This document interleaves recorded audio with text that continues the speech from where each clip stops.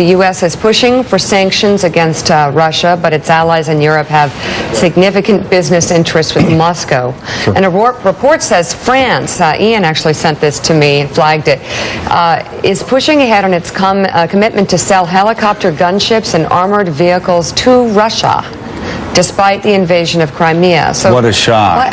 Thank you. Is Chirac running the country again?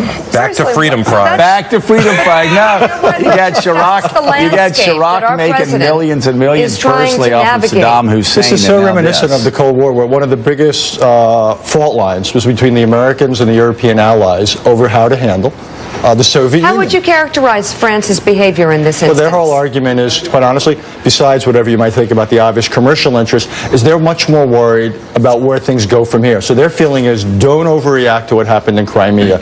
Keep your powder dry. So sell them military equipment? Wait to try to... Wait, but Richard, they invaded Crimea in violation of an international treaty that allowed us get nuclear weapons out of the hands of explaining it. There's a difference between explaining and defending. Well, I don't get it. So explain it again. Their view is things could get much more serious. Their view is that Russia has a special place in Crimea. It's the one part of Ukraine where you have majority ethnic-speaking Russians. And here's the good news. If things do get more serious, they now have more military weapons. Are you going to finish that freedom toast? I'm not touching that freedom toast. Come on now. Things may get more serious, and if they do get more serious, they have more military equipment sold to them by France. The Allies are preparing, I am told, a second tranche of sanctions. So if the Russians begin to move against other parts of eastern Ukraine, they have told the Russians that if you do that, there'll be much more serious sanctions. But again, this is reminiscent of exactly what happened during the Cold War. The whole question of what's the mix, if you will, of vinegar and honey towards the Soviets. I mean, this is the modern day. Selling weapons. I can tell you this.